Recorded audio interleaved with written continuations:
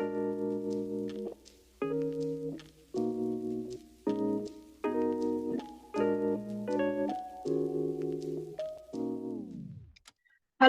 apa kabar teman-teman? Semoga sehat dan bahagia selalu.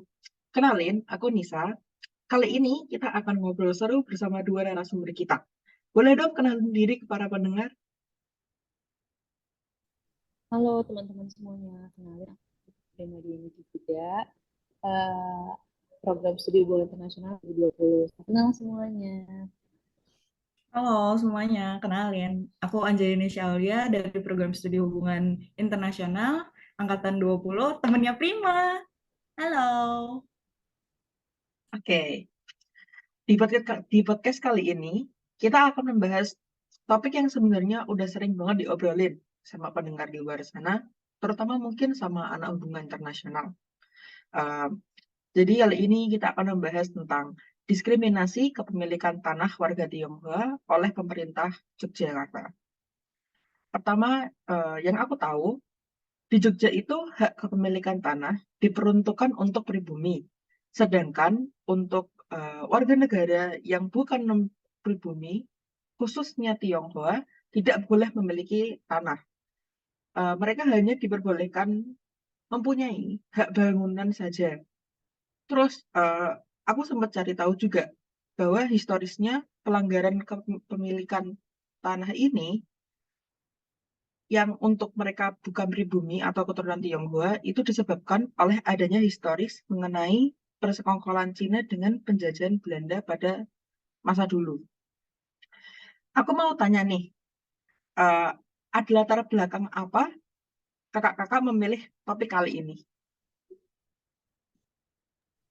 Oke, pertanyaannya cukup mendalam ya. Kita jadi bingung nih mau jawab apa latar belakangnya. Tapi sejauh dan sependek pengetahuan kita dan beberapa hasil riset yang udah kita lakuin, topik ini cukup menarik gitu untuk dibahas sama mahasiswa dan mahasiswa AI atau mungkin teman-teman di luar sana yang memang tertarik sama topik ini karena uh, kita kan tinggal di Jogja ya, jadi mungkin kita harus lebih aware sama apa yang ada regulasi di Jogja itu gitu. Dan Hmm. kemudian topik ini menjadi salah satu yang muncul dan seru banget gitu. Kenapa warga Tionghoa nggak boleh punya tanah di Jogja gitu. Jadi menurut aku sendiri ini jadi hal baru yang harusnya kita tahu karena uh, karena warga Tionghoa itu kan sekarang maksudnya dia memang keturunan Tionghoa tapi dia juga warga negara Indonesia gitu. Kemudian kenapa akhirnya pemerintah Jogja itu melarang gitu mereka untuk memiliki tanah di sana, dan itu harus kita tahu karena jadi kita jadi lebih aware gitu.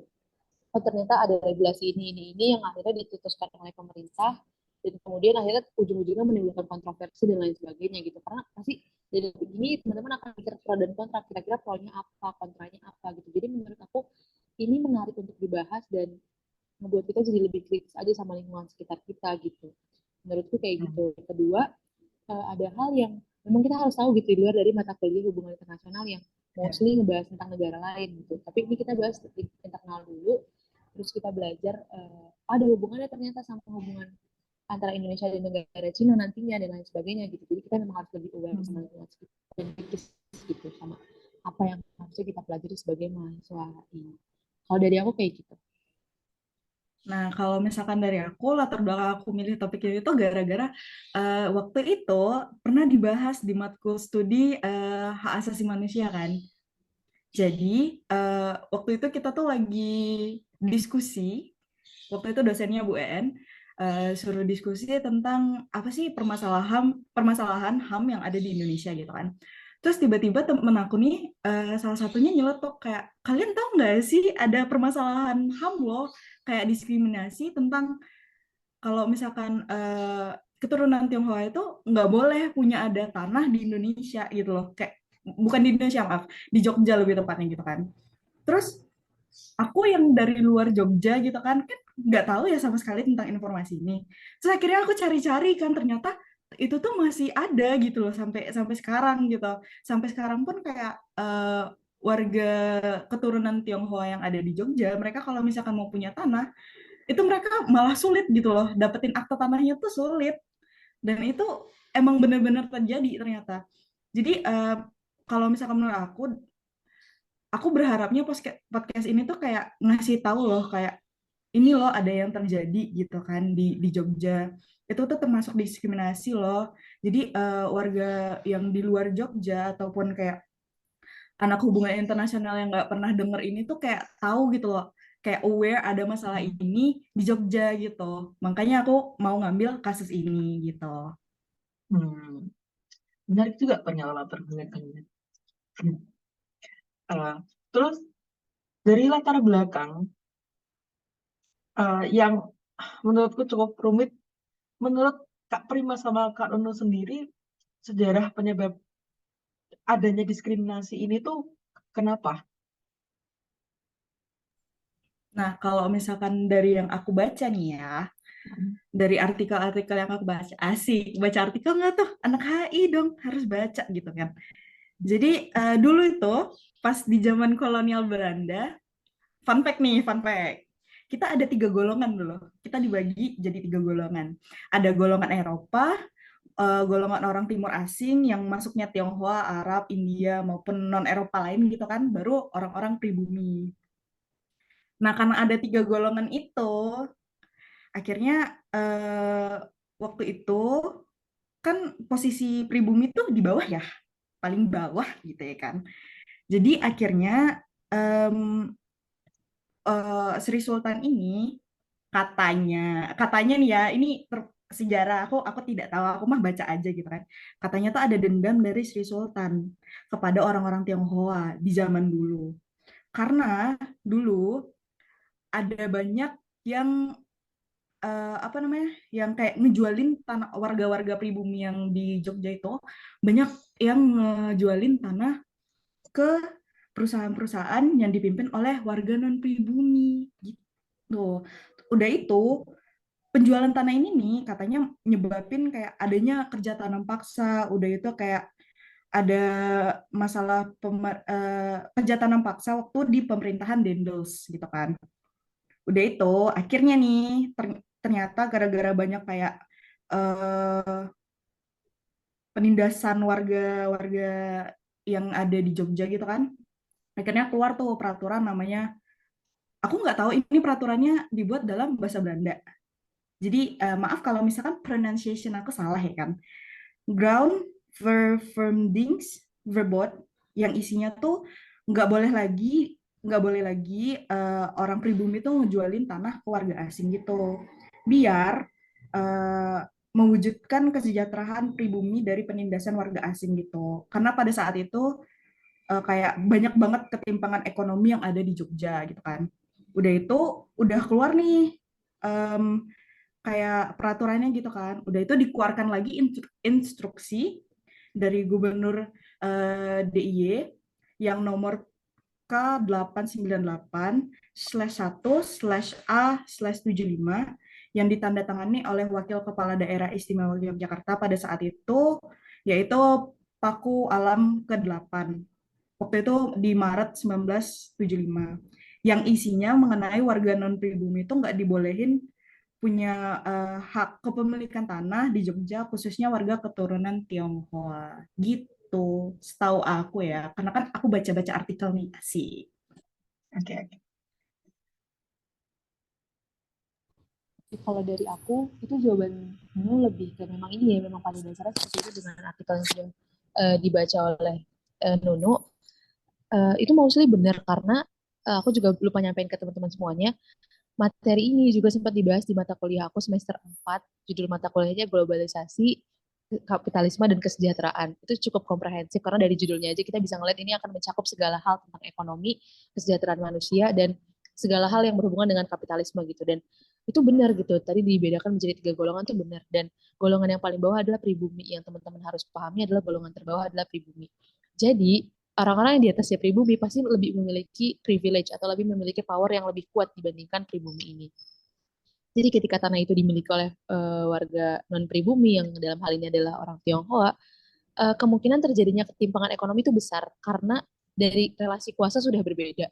Mereka punya uang, mereka punya power untuk ibaratnya dalam tanda kutip menindas gitu. Jadi kalau misalnya pada saat itu pemerintah Jogja memperbolehkan non pribumi itu memiliki tanah, apa tidak semakin buruk warga pribumi di Jogja pada saat itu gitu karena adanya ketimpangan kuasa tadi gitu. Jadi mungkin salah satu alasan yang mendasari kenapa akhirnya dibuatkan peraturan ini kemudian tidak tidak apa ya tidak diperbolehkannya warga Tionghoa untuk memiliki tanah itu karena itu gitu karena ketika diberikan akses maka kekuatan yang diberikan oleh warga non pribumi ini akan semakin besar gitu dan semakin terlindas itu pasti itu ilmu mutlak yang kayak bilang kalau kita kalau punya power bisa ngapain aja bebas kamu bebas melakukan apapun karena kamu punya kuasa dan itu mungkin akan terjadi gitu ketika diperbolehkan makanya pada akhirnya di-stoplah oleh pemerintah dan bilang kalau ini merupakan salah satu untuk mensejahterakan warga pribumi juga gitu karena pada akhirnya ketika mereka tidak punya akses mereka tidak punya privilege yang kalau anak sekarang ngomong tuh privilege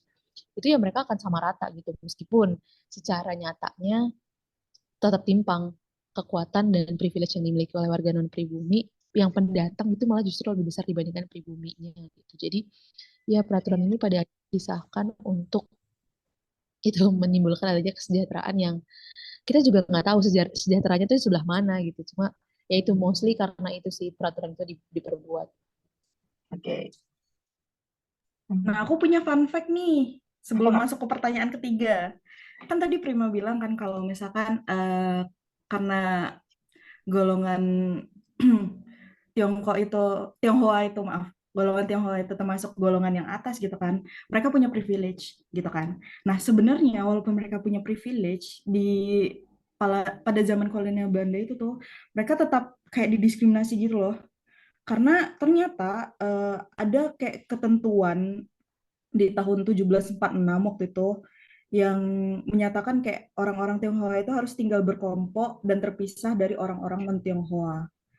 Udah itu ada UU Agraria tentang orang-orang Tionghoa yang tidak diperbolehkan untuk memiliki tanah. Pada saat itu aja udah kayak ada diskriminasi kalau misalkan Tionghoa tuh nggak boleh punya tanah gitu loh. Sampai dan itu terjadi gitu loh sampai sekarang. Itu suatu hal yang lucu tapi itu kayak aneh. Maksudnya kan mereka termasuk golongan atas gitu kan. Terus mereka punya privilege, tapi mereka tetap didiskriminasi. Dan itu yang menurut aku tuh aneh gitu loh. Jadi sama-sama enggak apa ya untungnya sebenarnya mereka bisa juga nggak dapat gitu ya kalau aku pikir juga.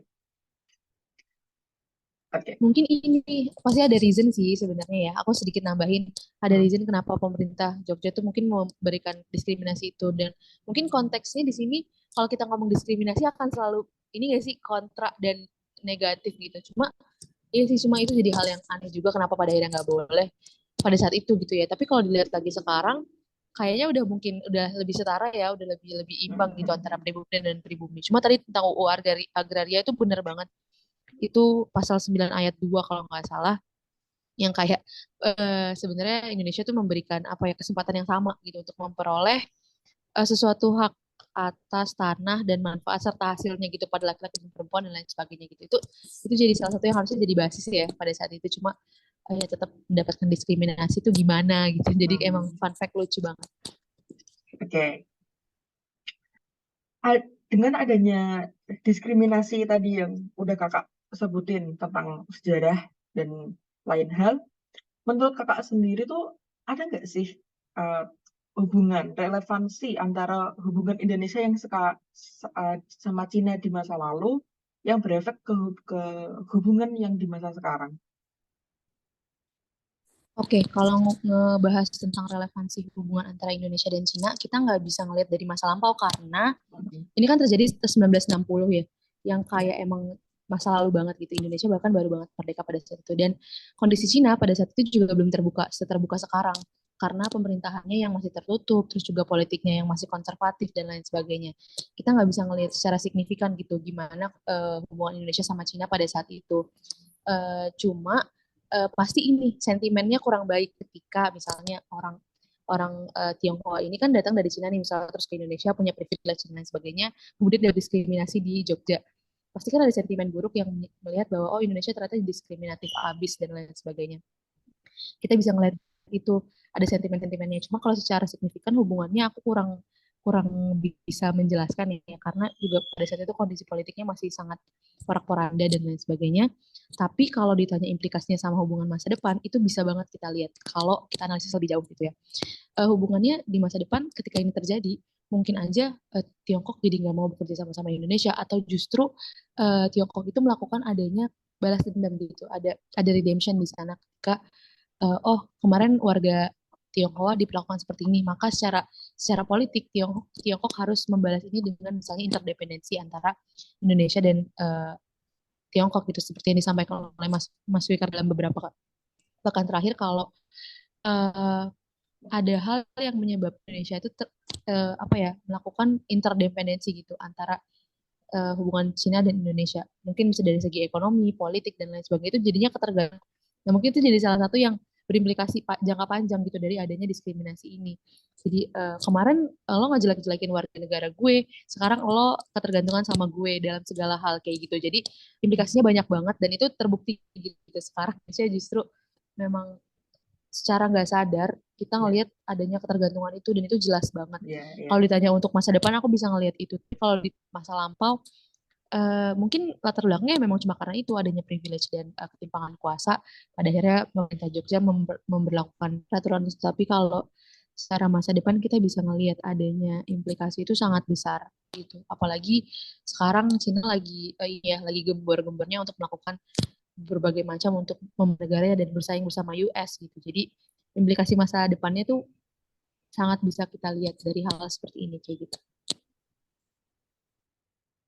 Oke, Nah, aku mau ngasih fun fact nih, boleh nggak nih? boleh, Aku boleh. tuh isinya fun fact ya, gitu kan. Dulu kebanyakan baca artikel, jadi kebanyakan fun fact nih.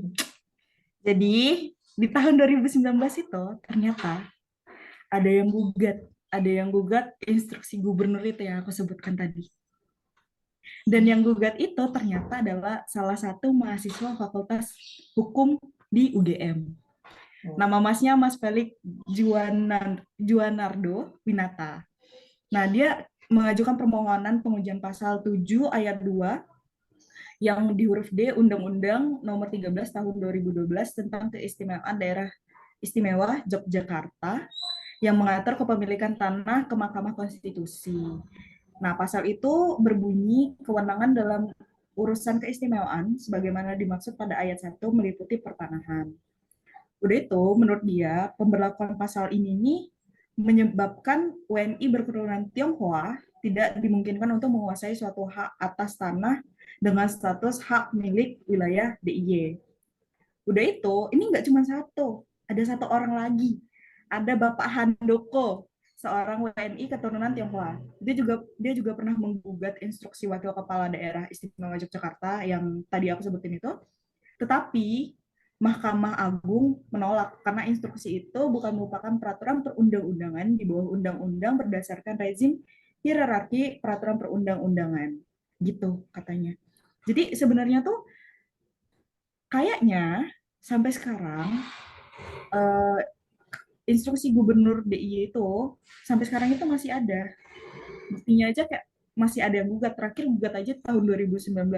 Dan itu sampai sekarang itu tuh nggak tahu kelanjutan kasusnya tuh gimana. Setelah menggugat itu nggak tahu kelanjutan kasusnya gimana. Gitu guys.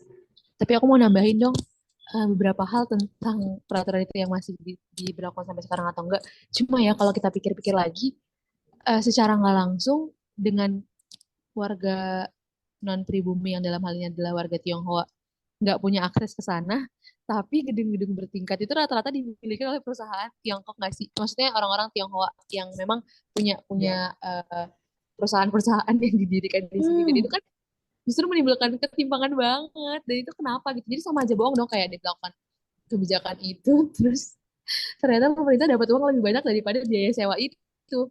Jadi itu yang jadi pertanyaan menarik dan lucu banget, apakah ketika diskriminasinya dihapuskan kita sebagai warga pribumi jeblos abis-abisan dan nggak punya harta sama sekali apa gimana gitu. Jadi kayak wah lucu banget ya, mungkin ini sebuah bentuk proteksi atau perlindungan ya, nggak tahu juga. Cuma dari segi ekonomi tentang kesejahteraan dan kapitalisme yang sudah aku bahas di awal itu tuh lucu gitu. Jadi apa ya, ironis aja sih kadang-kadang ngelihatnya gitu. Kalau dari aku gitu sih. Nah, aku punya jawabannya dari itu loh, Prim. Oke, coba dijawab dong, boleh Nih, sekali. jawabannya tuh gara-gara kayak keturunan Tionghoa itu, mereka nggak punya hak atas milik tanah di Jogja. Mm. Tapi hak guna bangunan, hak pakai, sama hak guna usaha itu mereka boleh. Nah, that's the point. Kayak emang, jadi tuh ini sebenarnya diskriminasi dan lain sebagainya regulasi itu buat apa ya teman-teman gitu. Jadi itu jadi pertanyaan-pertanyaan yang muncul dan ternyata iya punya hak atas bangunan, terus juga apa kan serta hak guna usaha sebagai bentuk afirmatif policy itu diperbolehkan ya. Mungkin itu ya untuk ini sih sebenarnya konotasi diskriminasinya yang mengandung sentimen negatif gitu. Sebenarnya kalau kita bilangnya pengecualian masih bisa Heeh. diterima. Cuma kalau diskriminasi itu konteksnya kayak kayak apa ya? Kayak bad banget gitu kan sesuatu yang buruk yang kayak bener-bener Mm-mm. lo nggak boleh punya tanah di tempat gue dan lain sebagainya. Cuma kalau katanya pengecualian mungkin lebih baik ya. Mm-mm. Gitu. Tapi kayaknya balik lagi nggak sih ke zaman kolonial dulu, yang waktu itu kan masih kerajaan-kerajaan gitu kan. Hmm. Dan waktu itu katanya tuh dulu fun fact lagi nih, asik Kayak fun fact another lagi, fun. fun fact terus gitu kan. Nah fun fact-nya adalah dulu tuh eh, maksudnya kayak tanah-tanah yang ada di Jogja tuh semuanya tuh milik Sultan. Oke. Jadi kalau misalkan ada yang mau buat rumah atau apa, mereka harus izin Sultan dulu dan Sultan bakal ngasih tanah itu semana yang harus dipakai gitu loh. Jadi kalau misalkan kamu ketentuannya kamu harus makainya dikit, bakal dikasih dikit sama Sultan. Tapi balik lagi itu tetap tanah Sultan gitu loh. Jadi ya kayak gini tadi, kamu kamu bisa ngapain aja di tanah itu. Cuman kamu nggak ada milik hak tanah itu karena tanah itu milik Sultan gitu loh. Wah, lumayan berat nih topiknya. Oke, mari kita teruskan. Eh, dari adanya diskriminasi ini, kira-kira ada nggak sih dampak jangka panjangnya? Dan apakah bakal berpengaruh kepada hubungan Cina sama Indonesia di masa sekarang? Dampak jangka panjangnya ya itu tadi sih paling ya sentimen-sentimen negatif terus juga kayak sebuah bentuk ironi ya Hmm. memperlakukan kebijakan ini masih punya hak atas bangunan dan lain sebagainya kok gitu. Terus ya implikasi jangka panjang terhadap hubungan Cina dan Indonesia kita lihat aja sekarang segala hal apa apa dihubungkan dengan Cina kan dia udah masuk ke internalnya kita gitu dalam policy makingnya kita udah terlihat gitu bahwa kita ada interdependensi sebenarnya kan padahal udah disampaikan juga ya ditegaskan bahwa sebenarnya yang lebih membutuhkan tuh Cina ke Indonesia dibandingkan Indonesia ke Cina karena dalam hal ini kadang-kadang Indonesia udah lebih settle nih dalam segala pengurusan ya toh karena Cina ini baru baru emerging gitu ya baru muncul ketika Xi Jinping Mao Zedong dan lain sebagainya itu udah baru mulai melakukan adanya gebrakan baru sedangkan Indonesia dari 1945 lepas dari Soeharto terus kita udah sebangkit itu gitu maksudnya lebih perkembangan dan laju ekonominya lebih cepatan kita harusnya tapi ternyata karena sekarang posisinya Cina itu udah apa ya ibaratnya menyusul US jadi orang-orang melihatnya Cina tuh kayak wah ini superpower banget nih udah menjadi sesuatu yang bakal jadi superpower nanti orang bisa sangkut pautin dulu padahal kan beda banget ya Amerika kan negara maju gitu sedangkan Cina negara berkembang tapi kenapa dia bisa selaju itu secepat itu untuk menyusuri segala hal di dunia dan menjadi saingannya US gitu ketar-ketir tuh pasti dunia kan nah jadi kalau misalnya apa ya pasti kan gini deh simpelnya ketika kita dengar warga negara Indonesia didiskriminasi di Uyghur misalnya atau di tempat-tempat yang memang rawan rawan konflik pasti kan kita ngerasa wah gila ya negara ini jahat banget sama warga negara Indonesia kita nggak terima dong kita as an Indonesian citizens gitu Hmm. jadi kayak kita ngeliat wah parah sih negara ini harus kita kecam dan lain sebagainya bla bla bla bla bla gitu. Terus kita minta bantuan UN minta bantuan ASEAN untuk melakukan adanya gugatan dan lain sebagainya itu simpelnya kalau diputerbalikan kasusnya kalau itu warga negara Indonesia yang didiskriminasi di luar negeri nah pasti orang-orang Tiongkok orang-orang Tionghoa di Tiongkok yang masih di negaranya melihat bahwa wah nggak bisa nih saudara saya digini ini diskriminasi dan lain sebagainya gitu apa harus kita tuntut dan lain sebagainya gini gini gini gini mungkin akan seperti itu gitu sentimen-sentimennya kurang baik untuk hubungan ekonominya juga mungkin akan lebih lebih rumit gitu ketika di Jogja nantinya karena pemerintah ini kan udah bikin kebijakan ini.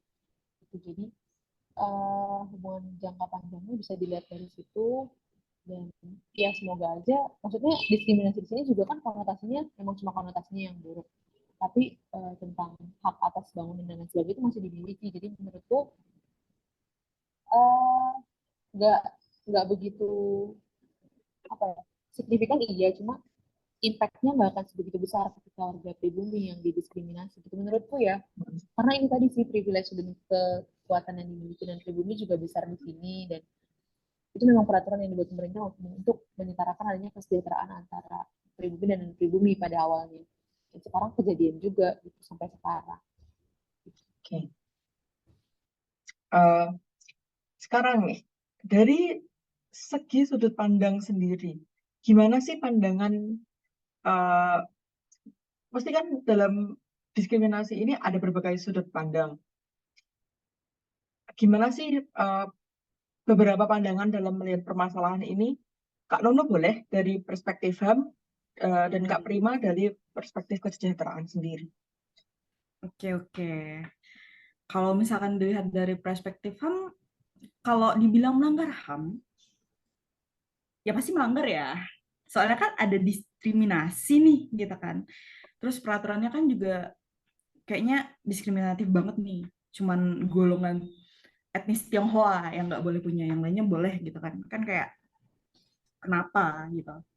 Terus ternyata tuh Komnas HAM tuh udah menyatakan juga kalau misalkan masalah ini tuh merupakan masalah diskriminasi, di mana pelanggaran HAM ini tuh secara nggak langsung karena terdapat perbedaan perlakuan antara WNI pribumi dengan non-pribumi. Tapi ini tuh juga dikarenakan jejak historis yang nggak bagus di dulu gitu loh, yang antara pribumi dengan warga non-pribumi termasuk etnis Tionghoa itu di masa lampau kayak jadiin masalah ini tuh sulit untuk diselesaikan gitu kan. Walaupun ada upaya untuk menentang surat instruksi yang kayak aku bilang tadi ada beberapa gugatan itu kayaknya bakal tetap ada di waktu mendatang karena ya terlihat lagi kayak kalau misalkan dibilang diskriminatif itu diskriminatif banget gitu loh. Jadi kalau misalkan dari pandangan aku gitu, ini melanggar HAM karena balik lagi kayak tadi kayak diskriminatif banget gitu loh. Kenapa cuman orang-orang yang punya orang-orang yang beretnis Tionghoa yang nggak boleh gitu. Yang lainnya boleh, itu kenapa gitu loh. Dan pertanyaan aku sampai sekarang tuh kayak kenapa instruksi yang tadi itu kenapa tuh sampai sekarang tuh masih ada gitu loh. Kenapa nggak dihapusin gitu? Udah tahu nih diskriminatif banget gitu kan. Cuman kenapa sampai sekarang loh udah mau tahun 2023 kenapa masih ada gitu kayak aneh kalau misalkan bagi aku, tau nggak sih kayak kayak kata Prima tadi ironis, tau nggak denger ya gitu guys. Oke. Kak Prima boleh?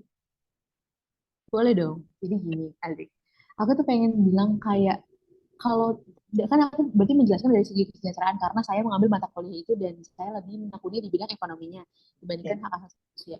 Tidak bermaksud pro dan kontra dan lain sebagainya, tapi dari yang saya baca, pemberlakuan ini dikatakan sebagai diskriminasi positif, betul. Jadi ada kata diskriminasi dan positif di sana. Tapi di day kita nggak tahu nih diskriminasi positif itu bentuknya seperti apa dan berbagai macamnya. Tapi menurut perspektif kesejahteraan yang saya bawa di sini gitu ya, sebagai standing position saya melihat bahwa ini bukan sesuatu yang melanggar HAM karena kita tadi sudah sempat bahas karena warga Tionghoa ini sebagai warga non pribumi punya hak atas bangunan, hak pakai, kemudian hak-hak lainnya yang tetap dimiliki oleh mereka gitu. Ini mereka bisa nyewa, cuma bedanya aksesnya beda. Akses mereka cuma bisa nyewa, rental dan lain sebagainya, sedangkan pribumi itu punya akses untuk memiliki. Nah, jadi makanya disebut diskriminasi positif karena dampak implikasinya mungkin tidak terlalu signifikan yang benar-benar kelihatan sampai kayak menderita dan lain sebagainya, mungkin itu kayak gitu makanya dinamakan diskriminasi positif. Nah, tapi secara umum dia tidak melanggar HAM.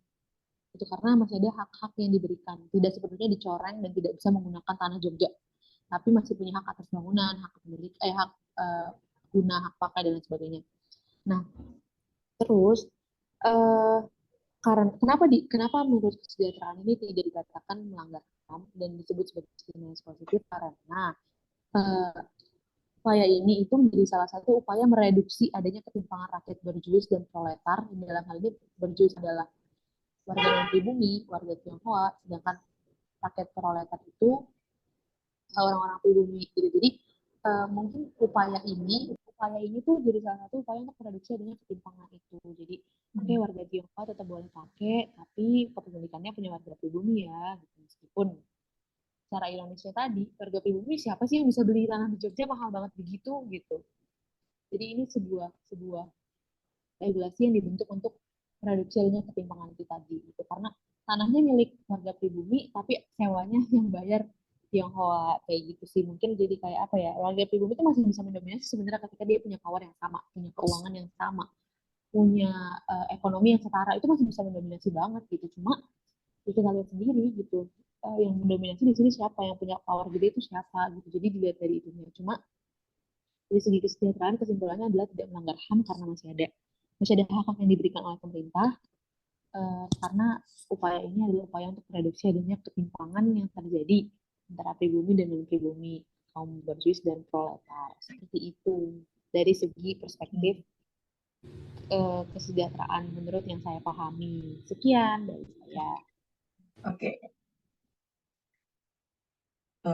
Setelah aku lihat-lihat, gak kerasa waktunya udah mendekati akhir. Jadi aku izin closing. Apakah diperbolehkan? Nggak boleh. Nggak boleh. Aduh. Apa kita harus bikin another episode untuk podcast-podcast lainnya? Kita nggak tahu ya teman-teman. Tunggu project selanjutnya. Bercanda. Oke. Aku ingin menyimpulkan apa yang udah disampaikan sama Kak Dono sama Kak Prima tadi, bahwa saya diskriminasi ini tuh diawali dengan adanya ketimpangan sosial yang mana golongan pribumi itu lebih rendah ketimbang dibandingkan dengan golongan atas atau Tionghoa sendiri. Dan telah adanya peraturan yang dibuat oleh pemerintah jika tidak boleh warga Tionghoa atau non pribumi memiliki tanah, ya, karena tujuannya katanya untuk menyejahterakan pribumi. Terus kasus ini tidak bisa dilihat dari masa lampau karena akan mungkin bisa menimbulkan sentimen kurang baik terhadap Indonesia sendiri, yang mana bisa menyebabkan hubungan di masa depan antara mungkin Tionghoanya akan melakukan intervensi. Terus dari perspektif HAM sendiri disebutkan oleh Kak Nunu bahwa diskriminasi ini melanggar HAM, yang mana sudah ditegaskan oleh Komnas HAM sendiri. Dan dari perspektif kesejahteraan menyebutkan bahwa diskriminasi ini tidak melanggar HAM karena warga Tionghoa juga diberikan hak sewa dalam hak bangunan dan yang lain-lain. Jadi itu kesimpulan dariku. Terima kasih untuk yang sudah mendengarkan podcast ini. Terima kasih juga untuk Kak Prima dan Kak Nunu yang atas pemaparannya. Sampai jumpa di lain waktu. Sehat dan bahagia selalu. Dan sampai jumpa. Dadah. Bye. Terima kasih guys. Terima kasih sudah mendengarkan. Semoga ilmunya didapat ya. Amin. Maaf, pada Bye-bye.